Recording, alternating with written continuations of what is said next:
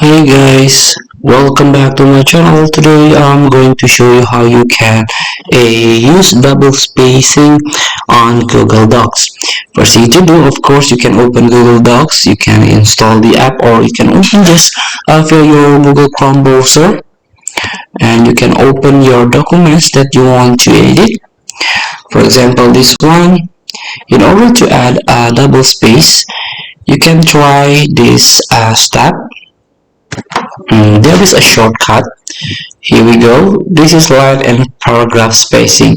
So you can try to block your paragraph and click on shortcut.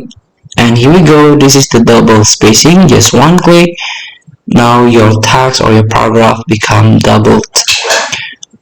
So let's make it by default.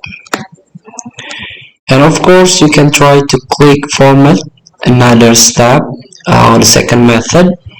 Here, line and paragraph spacing, you can try double. Here we go. Feel free to try.